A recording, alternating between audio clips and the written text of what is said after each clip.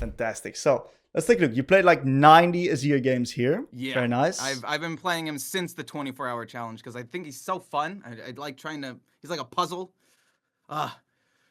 So you got like 90 games in 24 hours? Oh no, I've been playing him since the 24 hours. And then I told you I tried to do the challenge earlier in the year. It was a disaster. So there's like 15 games from like March. Yeah. And I was not ready for Azir then. I'm a better player now, so I was a little more prepared. Cool. So 90 games is great context. So let's start with just generally your hypothesis in the lane. What do you want to do here for Anivia?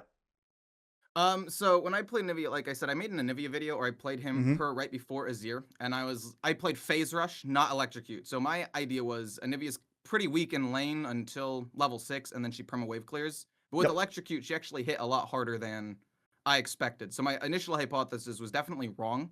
I thought I could maybe bully her a bit with soldiers and try to get push. Yeah. And then also, when she did hit level 6, I didn't know what to do. Because she just kind of like ulted, and I was not able to clear the wave as fast as her. And then she's able to like get to objectives first, set up, and I was always behind her. But I knew that was going to be a problem after 6. Okay. So if you look at generally Azir, what does Azir want to do in the lane? What's his goal? Mostly just survive. But there's some matchups I think like I thought Anivia would be weak, where I can try to like do something. But I always feel like I just don't do enough damage. I think because when I started this challenge, it was it was right before they reworked his W a little bit to have less base damage and more scaling. So my normal games, the W had more base damage, and I was a little bit of a lane bully. And then they changed it, and then for the entire ranked section, I was playing like I was still okay in the laning phase, but the damage was so much weaker. Like, your W does less than an auto attack now at level 1, which is crazy. Okay, so there's a few things that we're going to need to analyze already in the early lane here. So I like your initial strategy versus Anivia. You know, playing for push is definitely the right way of going about it. There's one key thing to keep in mind, is that as Azir, even though that your normal auto attacks may deal more damage to minions, your W is still a range extender, and it still is a little bit of AoE. So the way that I like to put it is I like to walk up, place my W in the back here, so that I can potentially hit her through the minions, potentially get a mana flow band, and also that means that if she threatens me potentially with hitting in a spell, I can walk back and still auto-attack the creeps because my soldier is in place. That's true. That's a thing that I struggle with a lot, I think. Is that I expected his W range to be long, and it is, but like the initial cast range is not, but like you can walk back a couple of steps and you're still able to auto attack. So like I place it thinking it would be longer range. Even after 90 games, I'm still doing this. I place it thinking the range will be slightly longer than it is. Go, oh shoot, right, it's because I have to walk back to extend it. And then I'd always be out of position, or like take a little chunk instead of placing it like preemptively and then walking away and farming safely. Like I still struggle with that.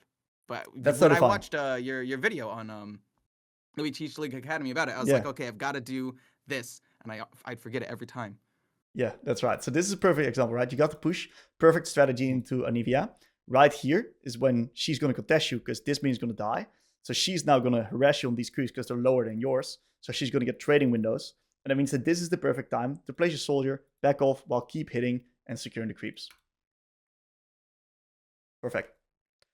So another thing to do is the moment she uses her spell, that's when we as Azir, normally if you play any other champion, you're going to use this cooldown to trade back, right? If you're playing Syndra or something like that, you're going to try to hit back right now.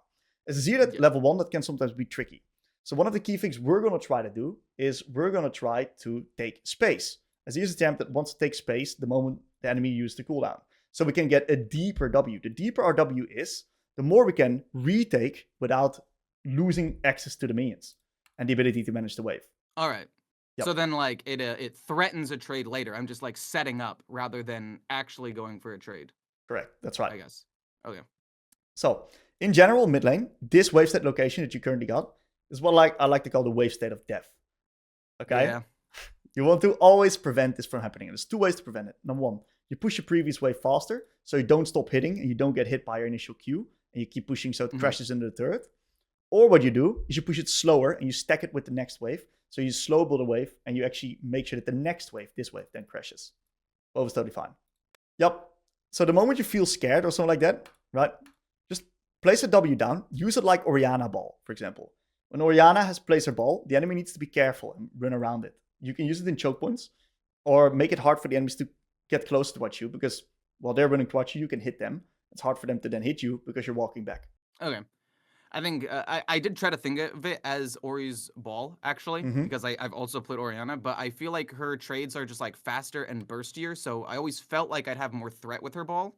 Whereas Azir and his soldiers, I have no threat until like Nashers or I max my W level 9. Then I start doing some serious damage. Yeah. Actually, maybe level 5. Like 3 points in your W, you start hitting okay. But I just never felt like I had the threat that Orianna did with her ball. So I'd always just default to just playing back and safe for the most part after the initial push. Right. I see what you mean. So what I'm going to do is I'm going to show you a few examples to actually compare your gameplay to what it can look like. And that's going to then allow you to visualize how to use it in the future in your own games. Okay, so this is a pretty good example here. So in this case, I'm going to be playing Azir versus Galio. And what I do is I try to step up, and I try to get a little bit of space with my W the moment he gives it to me. So he just used his spell. What I'm going to do right now is step up. Step up right there, yeah. Exactly. And look what also happens, right? When you outtake the enemy, the minions come closer towards you because you redirect aggro. Yeah. Perfect. I know that, but I never like actually use it strategically at all. But right. I know that it's a thing. That's okay. You don't have to abuse it. It's a little bit of advanced. But it's good to be aware of it. And you see that whenever I can, watched your video I'm hitting. on Chovy doing it, and I was like, dude, he is working on another level, man. He is. He's actually on another level. And you see that I'm constantly trying to get into that position where the moment he gives me the angle, I'm going to look to place a nice little W up deep. And then I walk back. The minions follow me. Really easy for me to slow push waves on top of him faster and force him to step up close to me, allowing me to hit him even more. So it's a bit of a... This is a superpower, the fact that you can do that. Okay. You were going Grasp in that one. Does that... Old as fuck. Just helped you sustain a bit. That Volt's old as fuck. Oh, okay. Grasp back then used to be quite good on before they nerfed it. But they nerfed it since, and now it's not that good anymore. Okay. Because I was just wondering, like, if that was helping you take that space. Yeah, it was good if you wanted to do short-oriented trades like that, but not anymore. Okay, so this worked out pretty well. You got a fantastic position here with the Nefiri. What would be even better next time is if you already have this W place, right? Just sitting on full mana. Just have a W place somewhere. Because that means it's longer. It's longer, right? Because it's there. It's the same thing with the auto attack range. Like I said, I'll place it and go instead of placing it, walking away, and then going further. Like, because she would have stepped up in the lane probably a little bit more. Because she ran away because I was walking at her. So if I had placed it and then walked away, she might forget about the soldier for a second, and then I'd go in and close more space for sure. Correct. It's also easier to do the EQ combo if you're further away from the soldier, because you have an easier time timing the time when you need to throw the Q. Okay. So I don't want to be repeating myself too much. So we're going to go a little bit further. Oh, looks like let's see what happens here. We get once again stuck in the wave state of death. All right. Let's see how we could prevent this. This is going to be a big one for your laning phase. So this is a position where I want you to understand where you got to look at. When you're in this spot with a slow pushing out wave state towards the enemy side, where should your eyes go, Ecor? Where my minion wave is, and it's just spawning. Exactly. That's where your eyes should go. That's right. I feel like, because I play a bunch of different roles, and I've been playing top and bot recently, and like the lane's longer in those lanes, so like I think a slow push in this spot, if I were bot, like there would have been more time for the next wave to get there, and then I was going to fast crash the next one, but mid is shorter, so I have to fast crash more often. So it's just like I was in top bot brain instead of mid brain where the lane is short, and I should have been just crashing this with my W. I both up and my Q and everything and resetting. Correct. That's right. You can also play it slower by stalling minion hits, but it's a little bit harder to do. As long as you understand that you got to review these type of situations. Okay, next time you get into a position where your wave gets stuck in the wave state of death, go 30 seconds back, figure out if you should have played the wave faster or slower and how you could have done that. You do this for 2 weeks straight, I can guarantee you will never get your wave stuck there again. Yeah, I probably could have last hit the minions slightly like later. Exactly. So the minions get 1 or 2 extra autos, and then I get absolutely chunked here. And I think I die. Yep. Oh, and then I try to E to hit her to get the extra soldier, so maybe I win. I missed, went under tower, and then died. It was a disaster. It was a fucking disaster. All right. That's yeah. fine. So, we get level 5. We get our blasting one. That's good. I would sell my 1 pot for a refill. Refill is my favorite item. I actually did think about that for a second, and I was like, man, I can't buy a refill because I have a stupid potion left. See, there's free money. We love free money. Okay, so we take a little bit of chunk. We finally get a wasted out of an awkward position. And what I see that you do, right, is that the first thing that you do is that your W instantly goes into the melees. But if you're really good at Azir, what you're going to find is that if you put it at the melees, it's really hard to hit the enemy as well. So if you can place it deeper, the better it's going to be. And you can also just always hit the casters. Matter of fact, if you want to push fast, hitting casters is better because they're A, squishier, and B, they deal more damage to your wave. Yeah. Exactly. Cool. Also, I knew she reset. I probably could have started hitting the wave as it was coming in a little bit as well. Because I knew she reset here. Because she just died and she recalled. So I could have definitely pushed faster and done some stuff. Correct. At this point, I was a little bit tilted because I died. And I was like, maybe I can make a play. And yeah. This game definitely was a bit rough early, I think. Okay. So there's a few things we need to understand when going for this run, right? Initially, I don't mind you moving down. Moving down is nothing wrong with that, especially after your top lane got killed in his role. Now, the main thing that you need to do if you go for a run like this is you need to be fucking decisive. Because every single moment that you are not like knowing what you want to go for, you're now also losing position on mid. So there's this one point, which is what we call the point of no return. And you went over it right now. Yeah, and then I panicked because I thought Naviri was coming to go with us, but she was taking Raptors. And then I panicked and went, oh shit, wait, Naviri's just taking Raptors. I thought we were going to try to do something here. Yeah. And then, it sucked. And then I guess Nafiri comes now, but I pinged the tower because I wanted her to now hold the tower. Yeah. Because she had just gone to, I don't know, I think it was a bunch of miscommunication. I thought that we were going to gank. So that's why I went past that point. Yep, I understand. But it's brutal for you, right? Because now you're full level down on mid. No, yeah. And it was also a cannon wave, and I was like, I've got time. So, but no, Anivia absolutely eviscerates the wave. She does. We're in a really tough position right now. So the reason why you're also getting nailed by these trades is because you're not properly placing your W and then backing off, creating distance between you guys. I'm walking up to like try to place a W aggressively. Like that's my mindset. But like you said, I should be doing that before with space. Like after her stuff is down a little bit. Like now, after she throws that Q, then now I'm low, obviously. But if I had full HP, she throws that Q, and then I could try to do something here. And now if I had my ult and I didn't have the roam, I was annoyed because I was like, dude, if I had my ult here, she's dead. Very good. And I don't know why I E. That was pretty bad ability usage, but it's fine. Yep. So I like how you stay in lane here, right? Because she's so she's under a lot of threat. I like how you're now also stepping up a little bit more aggressively. You're level 7. This is really when you're going to get a little bit stronger as a seer. Level 7 is a massive, massive breakpoint. So I like how you extend it. 4 points W. Why is it 7 and not like 9 when you have the 5th point in the W? Is 4 points just that much stronger than 3? Every point. But at 4 points, you also have your ult. And Azir really plays with R because of the threat that it provides. So if you have R plus 4 points W, is usually when you can start taking control of lanes. Okay. Yep.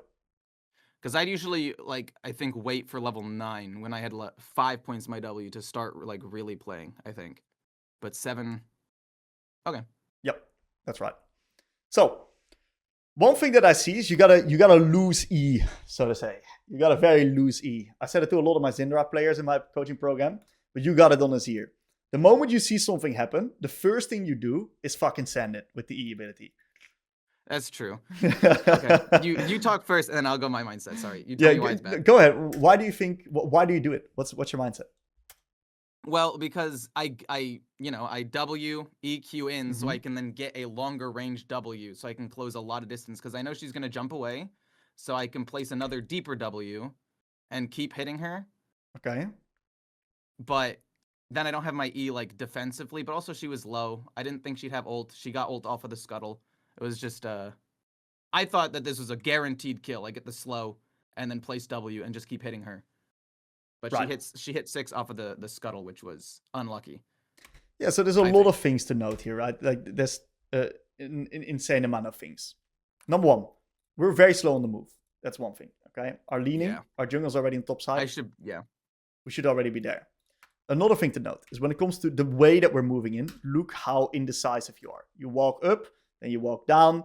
We're like rolling around the Middle East here. We take a detour to Narnia as well. And then we eventually end up here on the Kiana. So another way that we could have we could have walked is like this, cutting her off. You could place your W over the wall, right? If you stand here, for example, if you place W over the wall, you can extend the range. And another thing to note, which is really micro-specific, is that your Q timing is really rushed, which leads to positions where you don't extend the maximum range of your E into Q combination. The timing when you Q is not when you hit the soldier. You hit it here already halfway past the driving point, which means that instead of jumping on top of Kiana, you now land up right here. Yeah. So mechanically, best thing, what I can recommend for you, go into practice tool and really nail that timing. Yeah, I think in practice tool, I'm a little bit better at it, but like in the heat of the moment. But I think that's like, I need to do it in the practice tool until I can do it panicked. Because like I did it in the practice tool and I was like, oh, this kind of makes sense. But like in game, it's different. There's more stress. There's more things going on. I need to practice it to the point where it's like second nature, I guess. Not just I can do it, but I can do it consistently. Correct. So this was amazing. I love how you played the wave states. Initially, you froze on her while she was low on resources, forcing her to a bad base. Then you recognized she was resetting, hard push the wave, and now you can match the reset. Very good stuff. Really good wave management. Amazing awareness of the resets. I think I actually don't recall here because my TP's up in 30. Totally it's just a general question. Should I recall anyway or stay one more wave for TP? If we really want to look at a high level, right, you staying is really good, and we should actually just keep the wave state, right, because of your team still making a play on the map. So if we really want to look high level, you should keep the freeze for one more wave, hold the wave around your side, then not nuke this wave, but the next wave coming into a reset. Okay. That's perfect macro. But you doing this already is what I expect from you, given where you're at right now. So I like how you're going about this. This is good for you. I really like how you're aware of that. Okay, I think my reasoning is like, I think if I try to hold the freeze, like Anivia just pushes. Like she's so good at it with her ult. Yeah. I don't think I can ever hold it, and then I'd be stuck in a bad lane state where she resets the wave. But I don't know. Maybe I'm overthinking Anivia, and I should just have held it. Even if she pushes, it doesn't really matter because we just take the reset and TP back. So everything's going to be fine. Yeah. So we get the extra wave out. We reset, and we're in a fantastic position. Right now is when the game really begins as Azir. So, do you win lane right now? I should, I think, because I just finished Nashers, but I don't remember how it goes. I'm level 9, and I have Nashers. Literally, my go time, my go point. This is your go time. But I don't know if in-game I actually execute it. But, like, coming out of lane when I'm TPing, I'm thinking, I can play. I'm a champion now. I love that. Let's see what happens. So if you're winning, if you think you're winning, buy control ward. Because control wards are really strong tools to translate your lead. If you're ahead like this on Azir, and you're going to get control, which you will, because you got Nashers plus level 9, you can do whatever you want right now. I'm going to put one of these control wards in one of the side lane bushes, which is going to allow me to A, be safe. It's going to allow me to B, start leaning heavily, which is going to make also sure that my translation of leads is going to be faster, right? Remember when I talked, when you killed the wave here instead of here, that difference is going to be the difference maker between how fast you're going to be towards different places on the map and your ability to execute upon opportunities. So that's why I didn't realize how important that was. Like just the little bit of positioning in the lane, not just like up or down, like horizontally, but vertically too. So I can, move to dragon or grubs. I kind of just always thought, if I see the play and move, it's fine. But I mean, if I save 3 to 5 seconds because I'm closer to the play already. Correct. I'm assuming over the long run. Like there'll be games where it doesn't matter, I guess, but like long run, if I play 100 games, it'll matter in a lot of them. Correct. So this is a really good example here where I chunked the Velkos. I want to play with my Rengar right now on one of these neutral objectives, right? So initially I know my Rengar is going to go top. So I'm leaning top with my ward here. because I know that Rengar's going there. So if something happens, I can instantly move. Now what happens is that the enemies start playing onto the Drake, and my Rengar now wants to contest this dragon. So knowing that my Rengar wants to contest this dragon, my entire body language here in this lane shifts towards bot side. You see how I'm heavy leaning, clearing the wave towards the edge? Yeah, you could see in real time you went from kind of the top to hovering bot. That's crazy. Yep. And that's the only reason why I'm here on time, killing the Shen, getting the reset here, and this blows up the game because we also dive Lucian. End of review at minute 9. Game over. And I'm assuming that if you were top side at the start of that play, taking 5 more seconds to get there, the play's over. Different, already. Completely different. Or I guess it's different. It might not be over, but like it would not have played out. Right. All right. That's right. Every second matters. I actually don't remember if I play aggressive here because my ult's down. I think I said, okay, I don't have ult here. I just crashed the wave, but I don't. We'll see. Yep. I think that's fine. I think it's great for you to crash the wave, right? Because I think in general, that's a way of offensive defense, right? You don't have to trade with this guy because if you look at the map state, your Nafir is currently on downtime, right? So you don't need to do anything fancy. You don't need to solo kill this guy right now, but definitely make sure that you don't give her an opportunity as well. So I would contest the wave state with my soldier, walk back, and just clear the minions ASAP. Okay, we take a big fat chunk. Let's see how that happened. Yeah. Like I said, I thought her Q's slow enough to where I can auto-attack a minion and get out of it, and it happens multiple times during this lane. I think I've got to just... Because I think in another video, you said you want to bait out the abilities. Correct. Like, that's how Azir wants to play, kind of. Yeah. I mean, a lot of mid laners, but especially Azir, because it's hard for him to trade back. And I think I'm better at that with, like, faster skill shots, like Syndra's Q, because, like, I'm actively thinking about it. But Anivia's, I'm like, it's so slow, I'm fine. And then I absolutely get dumped. Okay, that's fine. We might come back onto that later. I might show you an example of that, but for now, not necessary. I first want to know what your thought process is right now and how we're going to play out the rest of this game. What's going through your mind? Right now, I kind of just want to wait for ult and or dragon. I don't really want to ult in lane. I think I want to ult or for a fight. My Riven's absolutely getting blasted. I don't want to do anything topside, so I'm pretty sure my thought process is dragon bot side, and like me and Nefiri probably are doing the most. And I'm also pretty happy right now because I'm ahead 20 CS against Anivia, who just kind of ults the wave and kills everything. And my CS is, not great, but it's the second highest in the game. Like I'm pretty happy with it. Yeah, pretty good. Exactly. That's the thought process. So to get everyone on the same page, right? I would ping Drake and make sure that everyone's aware that we want to play onto this dragon, because we don't want this Nefiri to go topside again and try to kill this Singe who's 5-0 already. That's a quick way to lose the game. Yeah.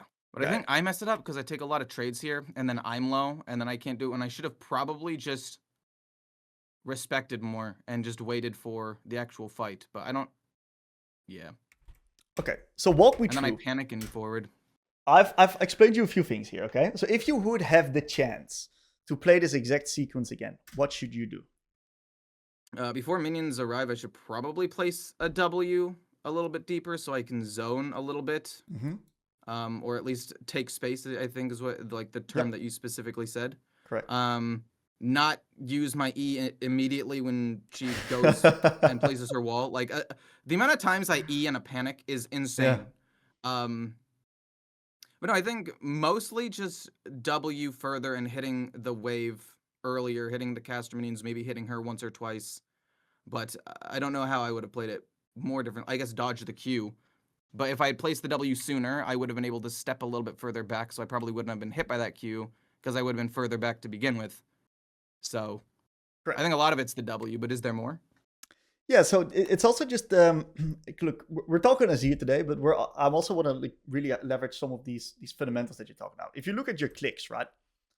Your clicks are generally quite far away from your character. And it makes it really hard if we don't combine this with anticipation to dodge out on these spells. Because you've been a bit of a Q magnet here in this lane. No, it's true. No, I've always started dodging, and that's no, okay. I've been told this before. I click very far away from me. When I was learning AD carry, the person I was talking to for that one was like, dude, you need to click so much closer to yourself. How are you going to dodge these things in lane if you're clicking on the other side of the screen? You don't need to click that far. It's not like you're gonna. It's not gonna make you go to the left faster. Like, But it's just how I've always played. I need to work on it. Okay, I'm going to show you a quick tip how you can learn that and practice that, because in the end it's muscle memory, right? And if we can get good at building that muscle memory, we can use it in those type of situations. You can use it in different parts of the lane. So this is what I do every single game at the start of the lane. So I'm practicing my clicks. This is my warm-up before the minions arrive. And I'm doing this permanently to just practice close clicks every single game. Okay. Yeah. And what happens then in the lane is that my clicks are already really good. And look how I'm now playing this in the lane here. You see how I'm baiting out the spell? I'm using anticipation plus short clicks to be in a position where I bait out the shit. And I'm doing that constantly.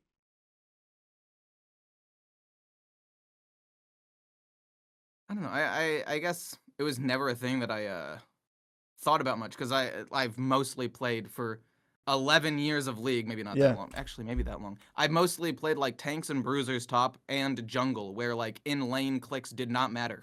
Yeah. So now that I've started playing a lot more like AD carries and mages and like ranged supports, just in general, like squishier people. Yeah. It started to matter a lot more.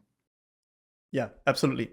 Especially because one top here, because I don't want Singe to just proxy farm and take the tower for free.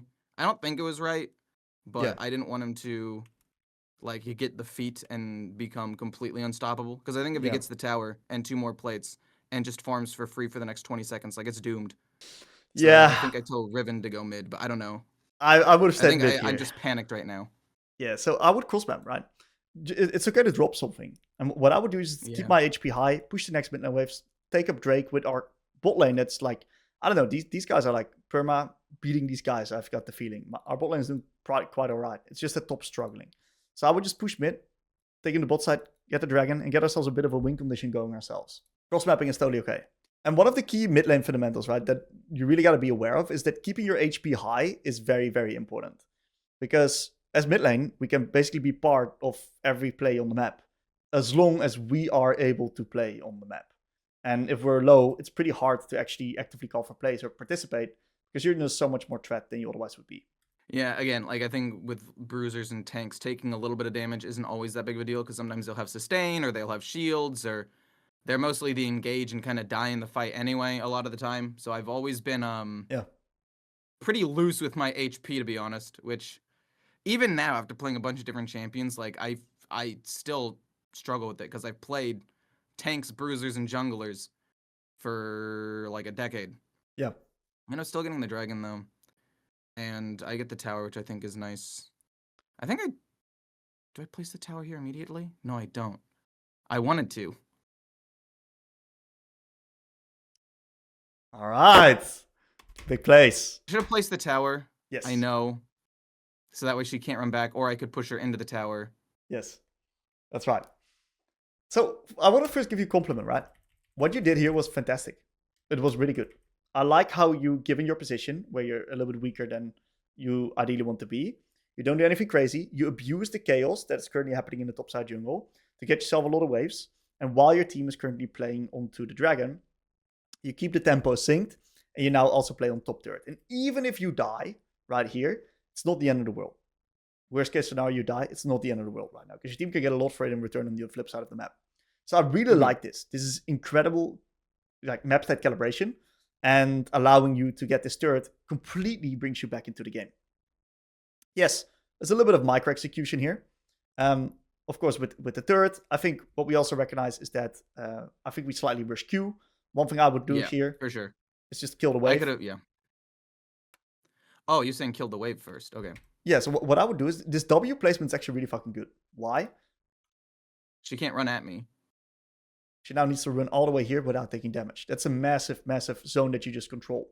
In the meantime, I'll just kill the minions right here, forcing her to walk around. Then I place a soldier there, blocking her off while this tower is here. Kill the wave. Worst case scenario, if we die because of her having flash or whatever, the wave's at least gone. Me or the tower kills the wave, so they can't punish you. Yeah. Exactly. That's right. Cool.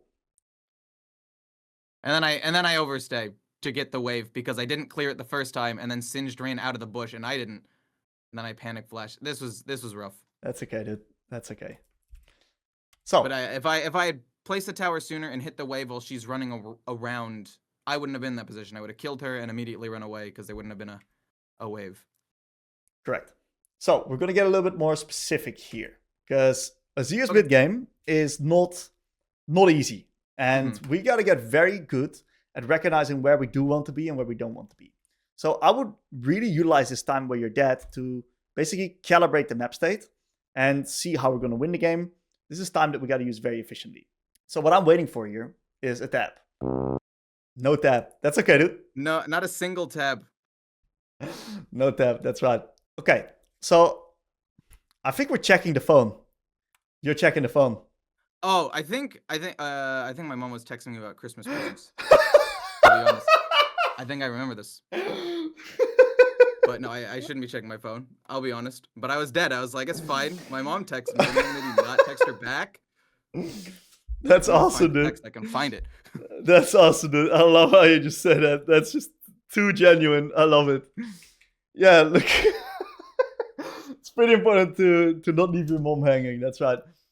So key pieces of tab for sure, yeah. So key piece of information that I really want to gather, right, is okay. What's the next objective? Because we want to figure out if we want to be on the side of the objective or away from it. And who's going to be our lane opponent, right? Because there's a big difference in the priority that we can gain versus X than versus X. So who do we want to verse in the side? Singed or Anivia? I wanted to face Anivia, but Riven did not want to go where Singed was. I think if I talk in the VOD, I think a couple of times I'm like, I don't want to go against Singed. I want to bully Anivia and take waves because I'm strong. Like I have more CS. I'm a higher level. I have a whole tower. Yeah. But no, just the way that the game played out, I can't just ignore Singed. So I end up going and matching him. Okay. So there's a lot of my coaching clients that say this to me here. This exact same thing. And the first thing that I say to them this is always the response. Did you communicate? And the answer I don't think so. Exactly. Answer to that question is always no. Because this guy is also trying to win the game. You know, he might be struggling, but he's trying to win. So if you and he's probably thinking, I can't match Singed to get me away from there. Yeah, exactly. But if I'm like, you match Singed, I'll bully Anivia. That would probably help the game a lot. Exactly, because you need always run bot here, take over Riven's lane, and Senna go top, because you can take this spot. There's a tower. I can take that. Yeah. That's right. I think we end up making a play with Nefiri, or maybe not. So you want to be strong side, right? You're the strong member. You want to be played around, and you want to be where the resources are at. You want to push out side waves as deep as possible, so you can force enemies to respond, get a lot of resources on your name, and that's how you're going to eventually carry the game. So I like how you eventually push this extra wave, because we need all this money, but we're now on the weak side of the map, right? Leaving us vulnerable to also getting collapsed upon. No, yeah, I didn't push out immediately because Singed, we saw him run away, but if he's still there, I'm pretty sure he can kill me because he grounds me, and then I can't E away, and then he'd flip me. So I basically waited until I saw him on the map before I pushed. Yeah. And then by that point, actually, it was so late that I don't actually push the wave out that much. Exactly. But I recall I don't want to be in the top, though. It's there are 2 times now that I've tried to recall. I don't want to be here. Yeah, you're very, very scared. And Singed and Kiana I saw on a ward coming up, so I'm like, I cannot. Absolutely. This leads to another problem where we have to sell Dorans. And selling Dorans is huge because Dorans is 900 it's such gold. A gold fishing item. Yeah, exactly. It's 900 gold or something like that. So it hurts. It hurts massively. Okay, so now you go top. For a moment, I thought you TP'd here. I was like, holy moly. But now we go top here with Article spawning. Look, I don't necessarily mind you going top right now, as long as you keep in mind who you're going to be versing and that you still want to be playing on the strong side of the map or really leverage your TP advantage. I just think I have TP. It's fine. Oh, yes. It's fine. I got both flashes. It didn't matter, but that was awful. And then I die. No, that was bad. That's okay, man. That's okay. I rushed the Q. No, yeah. This is something I've actively tried to tell myself also, is that I don't need to always ult to engage. It's such an... I feel like engaging with your ult usually leads to death. Yeah. And there are times where it is good. But I would say that like at least 50% of the times that I go for a play like this, it's actually not correct. And it would be just better to ult away the Singed when he's running at me, block off that whole way, and then just beat the crap out of him with my soldiers. Exactly. Like looking back, I think that's way better. Yeah. But in the moment, I'm like, those are two squishy targets. I want to ult them. Yeah. But my Tahm Kench has no HP. I don't know how they follow up on this play anyway. Riven's down there. Like, yeah. It's good. Like one thing that really stands out to me is when I talk with you right here is that you seem to have a really good grasp of understanding the game the moment you can look at it. It's just that in game all of these pieces of information don't connect to the right conclusion in your brain just yet. And there can be many different reasons why that's the case, but that means that at least your capability of reviewing your own gameplay is really good. Do you review? I mean, when I do my my videos and I'll see an embarrassing death or a good kill or like a bad lane, I'll quickly review it like, all right, what exactly happened here? But I don't like in-depth review that often. No, I've been doing it a little bit more recently actually, because I want to try to get better going into the next year. Okay. But no, it's never really been a major focus. Just like sometimes if it went incredibly poorly, like what did I do? Right. Yeah. So I think that with you, right, there is a lot to gain. Because I'm not only viewing this coaching session through an Azir perspective, I'm also viewing it through literally like a coaching perspective. Like how would I help you if you would be one of my clients? That's the way I'm going about it right now. And the truth is that there is a lot of small things, or like actionable things, so to say, to fix that will have massive effect on your gameplay when it comes to the result of it. So I'm not sure if you've ever been like higher rank before. What's your peak? I've hit diamond with 3 different roles with like a 55 to 60% win rate, but I've never tried to go past diamond. In my head, I'm like, diamond's good. You know, like, I don't know. I've always been intimidated about trying to go for more. Yeah. But in my head, like, if I can hit diamond with a good win rate, I'm probably good.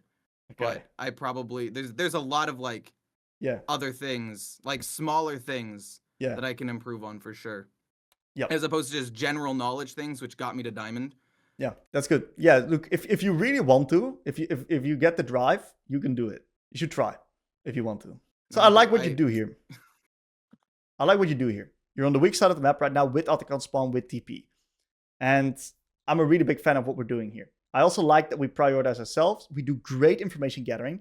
I like how you're scanning your camera. And I also like that you don't TP.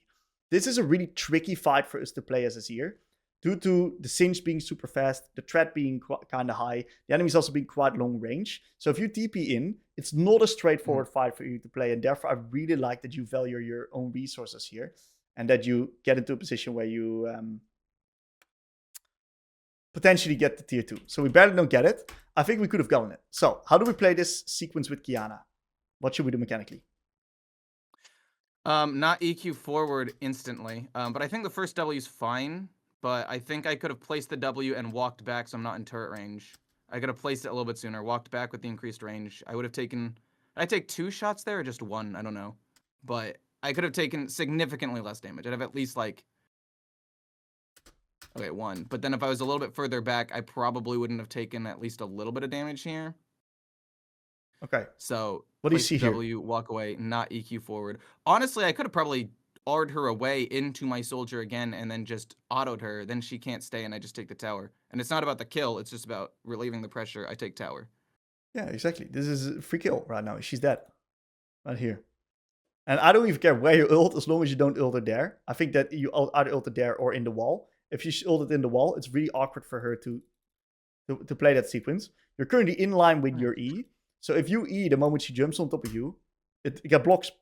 You get blocked by the player and you get a new W charge. So what you can do is you can E, then you can ult her, W, out attack, Q, out attack. And she's already more than dead because she got Shadow Flame. So she's dead as fuck. I've never even really considered ulting her into a wall. Yeah. Or just like anybody. But I guess that does make it like actually so unplayable for them. Really hard. But in my head, I want to push them somewhere. Yeah. But those big walls, because I think there are a couple of other like big walls where I could do that into, not just the ones on the side, but there are a couple of other ones I think where I've seen other Azirs do it, but I literally I don't even consider ulting her into the side and just like, Yeah, interesting. So look, honestly, I think that I like what you've been doing this mid game. There's generally your mid game, I think, and the way you're calibrating the map state and the way that you're gathering information is a whole lot better, a whole lot stronger than your lane. Now, there's still stuff to refine, but there is just a massive difference in your skill tree. Your mid game is just better compared to what your laning phase. Way better. I think if I had to organize it, it would be mid game is by far like it is a pretty tall pillar. Yeah. And then early game and late game are bad. Like late game, I panic. Once all the towers are gone, once I've taken the 4 side turrets, I'm like, all right, shoot, what do I do now? And then early game laning, but I think laning's rough. Yeah. But that's more mechanical, and then late game, I think it's more, all right, what do I do after I've taken all these towers? Makes sense. So I've seen enough about your game and your Azir. Do you have any specific questions about this game that you want to run by me? No, not really. I think that I definitely get better throughout the game. Like I think this game I end like 9, 5, and 7 or something. So I definitely start hitting my power spikes and I start doing better. But yeah, the laning was rough. Mid game, I just kind of think of Azir as a top laner in the sense that I can split push so fast and I can usually beat people unless they're super fed like the Singed. Yeah. And I think that's the right mindset, because when I watched the video, you guys talked specifically about how great he is in the side lane, and I was like, great, I love side laning. That's right. But yeah, I don't know if I have any specific questions. Okay. Do you have any like specific points, I guess? Yeah, I got a few specific points. Okay, so you wanna like maybe write these down. So I'm given that I already have a notepad right here. You've got a notepad? I already brought it out when you said there's small things that I can improve on. I'm a physical writer down of notes because it helps me remember. That's so good. Love that. So one of the key things is that use your W more frequently in the lane. You want to be more intentional about where you're going to place your W, and then use it especially the moment the enemies use a cooldown to take up space in the lane. Another thing, you need to be more mindful about your clicks, and then also if you combine this with more anticipation of enemy spells, you're going to suddenly start breezing through all of these lanes, because they'll all just get baited out by your spells, and you're just going to get so much control because they don't have spells, and then you can start trading yourself really easily. This is not easy to do, and the W usage is also not easy to do. Don't do all of this at once. Everything that I'm saying, you can't do it at once. You got to do it step by step, otherwise you're going to get overwhelmed, overloaded, and burn the fuck out. And we don't want that. No, that's true. No, yeah. When I try to do this and learn a whole new champion at the same time, I'm always terrible. Yeah, way too hard. Okay, E usage, right? You gotta lose E. Not necessarily a problem if we execute it well mechanically. So without going in on the details too much on when to use E and when not to use E, mainly learn how to properly extend the range on your E by timing it better. And this is worth doing as a bit of a warm-up, maybe going into practice tool if you're trying to play Azir. Do like 3 minutes of practice tool, just throwing some E's, and extend the range with your Q. Your EQ combination is the one I mean. Okay. Mid game, right? Overall, pretty decent. I really want you to be aware of the moment you die or deploy from base. Those are the times that you need to identify A, right, what the next neutral objective is, and B, which lane assignments you want to be going towards. And it really depends upon your side lane opponent, where the next neutral objective is. That's why we also asked that question. That's where mid game really revolves around. Now, if you are in the right lane at the right time, that's certainly when you actually do a pretty decent job with understanding the game state. But getting towards the right lane at the right time is something that will be, I said, it's going to be a bit of a process in the making. And I want to show a bit of an example so you really understand the importance for that in the mid game. And next time you find yourself in these type of positions, you can use this. So right here, I'm playing a game in which that I am deploying from base. So like I said, one of the key questions I ask myself is, what's the next neutral objective? And who do I want to verse in the side lane? In this case, it doesn't really matter too much. I don't really like versing Camille, but it's fine. Worst case scenario, because I win both sides. But therefore, I ask myself the question, what the next neutral objective is. And as Syndra, you want to be there early, because you want to control choke points, control mage. So even though that my Gwen is now on bot, and my top lane is resetting, I'm not going to go top, because that's not my lane. I'm then away from the neutral. So I just stay mid, and then I let Gwen go top, while I go take over bot, keeping me around the side of the neutral objective, allowing me to link up with my team and actually participate in the game. And that's because I'm hyper aware of these neutral objectives. Now, after this dragon spawns the Rift Herald. So what do we know about this Rift Herald right now? Is that it's on top side. So one of the key things I'm going to be doing is I'm already going to go towards the top side of the map. This bot lane wave is for Gwen, because she needs to be on the weak side of the map, allowing me to now link up with my team and play the Rift Herald super easily. And this dance happens every single time we deploy from base, because it's super easy to then ask yourself the question what the next play is, and then allocate lane assignments based upon what the next play is going to be. Okay. I guess the question is, like, what if Gwen doesn't reset top here? Or in that example, like, what if you should be bot or mid to get dragon, but Gwen just stays bot and then nobody's top and Camille's just pushing? It's a really good question. Because I feel like that happens a lot, especially when people get like tilted. Because I mean, I've done it myself where I'm like, no, I get stubborn. I'm like, no, I don't want to leave the lane that I'm in. I'm just trying to get farm and catch back up. I don't know what Gwen's situation is in this game particularly. Yeah. Good question. But like, what? Yeah. So for that, we use the ACE framework. ACE. A stands for acknowledging the best play. C stands for communicating. And E stands for embracing reality. So this is the step-by-step process you want to go through. First. It's like when you said with the Riven, I didn't communicate at all. So even though I saw what should happen. Correct. Okay. That's right. It's important. It's really important. So if you don't communicate, and most of the time you are not so sure about yourself that you're not making the call. And the reason why you're not so sure of yourself is because you don't know exactly what you need to do at which time, because you're not gathering the information, aka asking yourself the questions to begin with. And that's it's really hard to communicate, because even though you might know, if you're unsure, you'll never communicate. So that's why when for example, I'm going to show you another example. They call me Mr. Example as a coach in the MLA. I got an example for everything. So that's awesome. Here, I'm playing Malzahar into Kiana. And what I do is I reset, and then this is the exact thought process that I go for. Okay. For base, we have a lot of time to think about the game. What is the next objective is what we got to ask ourselves. We can play Dragon, we can play Rift Herald. It doesn't really matter. We need another objective for the feeds. Now, what I actually think we should do is I think we should play the Rift Herald. Why? Because our bot lane is completely running it down. So if we're going to be playing Dragon right now, there's a high likelihood we're going to lose the fight, because the enemy bot lane is actually quite strong. So what I want to do right now at this position,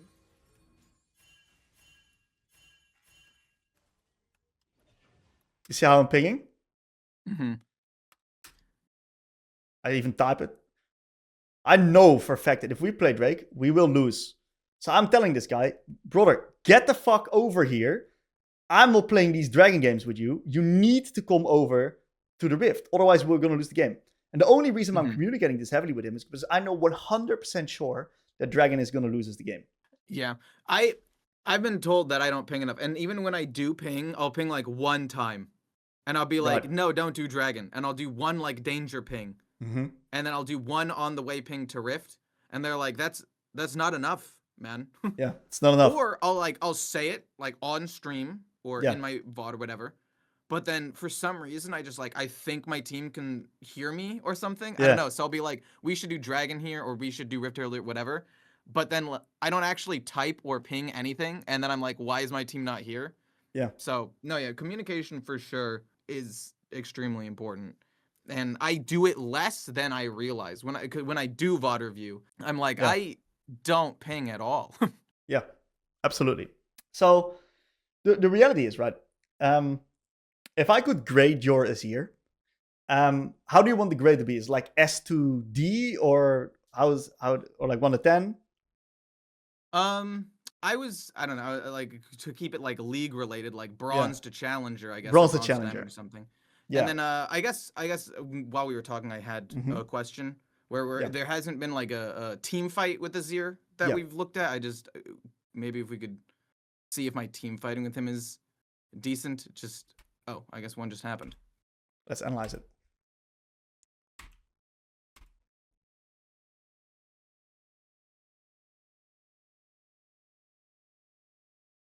Because I definitely look for engages more than peel, which I know is wrong.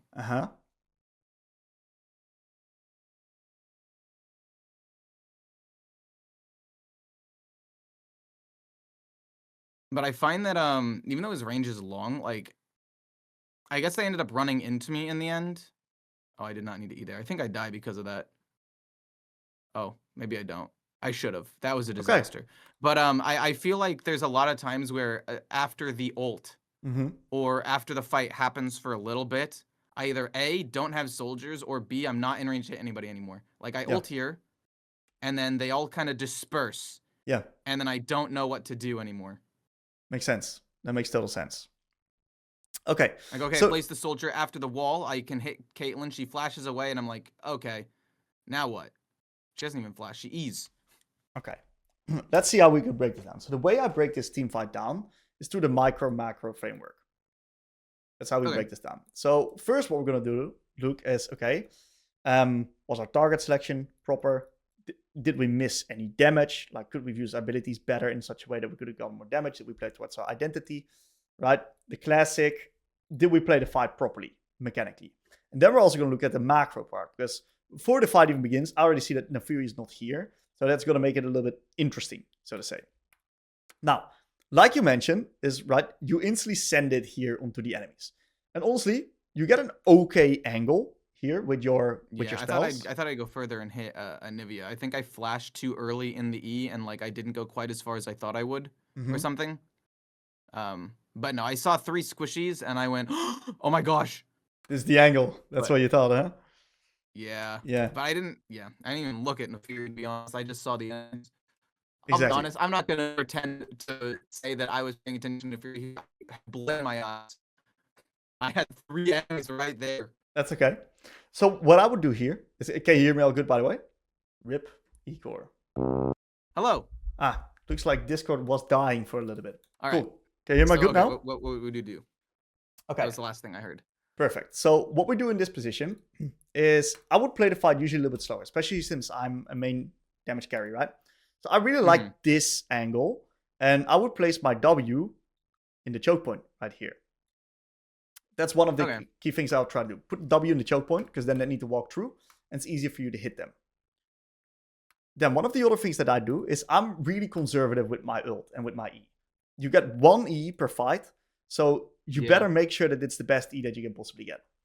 Now, the angle that you get is not particularly bad, okay? But I do think that... I think it's more consistent to hold it.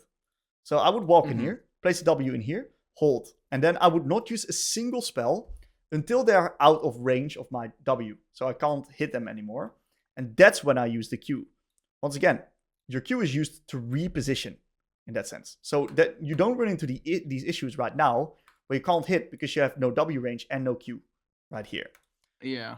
So I wouldn't have even found myself in that position where I can't do anything if I didn't use everything right away. Anyway. Correct. That's right. Yeah, I don't know. It's just, and I even said this earlier where I know that it's like, you don't always want to engage with his ult, but man, the adrenaline rush is crazy. It like, is. we win the fight. I think I'm a god here, even though looking back, I know that I did a lot of things wrong, and there was downtime, and I didn't even hit Anivia with the ult because I flashed wrong. I probably shouldn't have even gone that fast to begin with. Yeah. But so, any other questions? Any other things you want my take on? No, I think there's like one other team fight, but that one goes pretty well. And I think that one was like actually good because I didn't just go in because I wanted to. Like, they disrespected my soldier. They walked way past it, and I went, oh, this is just a free ult. And I think I hit like 3 of them, and it was pretty good. But even then, like, maybe it would have been better to play it slow. I don't know. Like I said, I've always played tanks and bruisers. My eyes go to the engage, and Azir has an engage tool. Yeah. Even if it's not always the right choice. I understand that. When it comes to rating your Azir, like if I would like rate your Azir from a champion mastery perspective, right? I hate being rude, but I think the truth is, it's the reason you're winning, or on this champion, the reason you're 47% is not because you're Azir. It's because your fundamental understanding of the game is at that level. I think that happens a lot with a lot of champions. Yeah. Because like when I do these challenges, I'll do it like 1 rank below where I am, so I'm just generally better, and it makes me look better than I am. I definitely don't think that I should be low emerald. I think is what this account is. Maybe high platinum. I don't think I should be there with Azir specifically. if I weren't just better in general. Correct. Yeah, so I would rate your Azir at a silver or a gold level. Okay. If we compare it in league terms. And that is honestly not bad, right? You got to keep it in mind that it might be a bit lower than what your actual skill level is. This champ is brutally hard. And if you've never gotten actual in-depth when it comes to how you look at your ability usage, right? It's really hard to get to that point where you actually become a better Azir, because this champion is not only very challenging in the macro department, but also in the micro department. So if you would work, like, give or take, like a few coaching sessions with any Azir coach, like can be me, but anyone else. But what happens is that you will refine these micro details. You will be able, even with a minimal amount of games, to level up your Azir gameplay within no time, as long as you know what you're looking for. Okay. Yeah. No, that's fair. It's interesting that I'm that bad at Azir, but I still was doing okay with him. Like since the beginning, the second half has definitely been above 50% for the last 30 to 40 games. Right. And I just think that that's wild that I'm this bad mechanically and decision wise on Azir, but I've been doing well because I thought I was getting better. I would have said personally, plat. Okay. With Azir, I'm not gonna. Even though I'm in Emerald, I'm not an Emerald player with Azir. Yeah. Definitely not. But at the start for sure I would have said silver or gold. But now I'm thinking at the start was I like a bronze Azir player, if not worse, which would make sense because I'd never played him before. Yeah. But wow, I guess it's a bit eye-opening and honestly probably good to hear as opposed to being like, oh, I've gotten pretty good. Like, no, there are a lot of things that I can improve on for sure. Yep. And that's totally fine. I think you gave it a good crack. And given the effort you put in, I don't think that the results are shocking in any type of way. No, yeah, it was definitely eye-opening because, like I said, when I tried him the first time, it was really bad. And I think over the last year, like I said, I've hit diamond with 3 different roles. Like I've gotten significantly better overall as a player. Mm-hmm. So I guess I just so now that I'm tackling Azir, I was able to cover up some of the bad, getting smashed in lane by taking 2 towers top while they were fucking around dragon doing Otacon, but also not doing it, just fighting randomly and doing nothing. And I just got 2,000 gold. So I got Shadow Flame and all of a sudden I'm a beast, That's right. Correct. So yeah. Okay. No, that's fair. Yeah. Yeah, this was good, man. Right, well, I wrote down a whole page of notes. I'm excited. Yeah, that's good. So try to go of these one by one. If I could give you one specific tip that would really help you, out of all of this, what we talked about, I don't really want to go on the Azir specifics. I'd rather just look at the fundamentals of the game. There's 2 key fundamentals that I really want you to look at. Number 1, it is your ability to stay high HP in the later part of the lane. So that is then true baiting out spells and not taking bad trades. And the other thing is that your deployments, I really want you to have high intention and ask yourself the question, what the next neutral objective is. And if you can do these 2 things, just these 2 things, and do these better than you're doing right now, you're going to just already win more, because these are insanely high impact things that will instantly shape the way you play the game and how much impact that you have. Okay, I wrote them down. Perfect.